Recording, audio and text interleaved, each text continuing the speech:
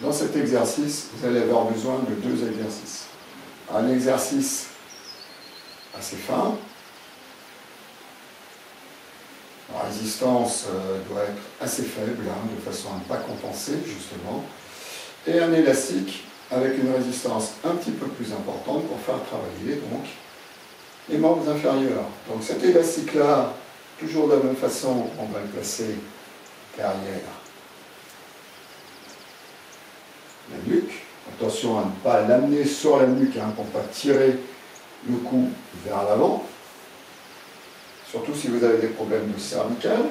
Je pose les pieds sur mon élastique et les talons sur mes deux supports. Je les écarte.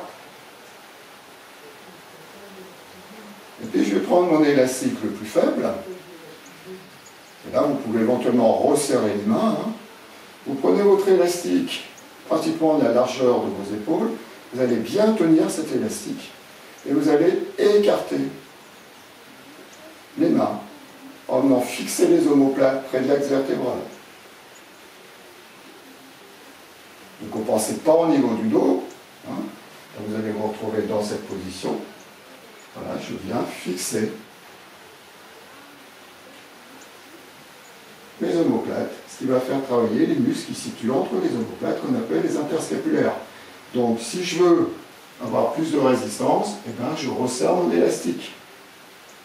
Et là, je vais le mettre en tension, qui va me permettre d'avoir une résistance plus importante et de travailler un petit peu plus les fixateurs de l'omoplate. Donc, je me remets sur mon support, j'écarte un peu mes pieds, j'écarte, je maintiens cet écartement, et là je vais descendre de la même façon, et je remonte en soufflant. Et je laisse bien les mains au-dessus des épaules, je descends en inspirant, je remonte en soufflant. Je descends en inspirant, je remonte en soufflant. Attention à ne pas descendre trop bas. Et quand je souffle en remontant, je contracte mon périnée en rentrant le ventre. Je descends et je mets en tension. Je descends et je mets en tension.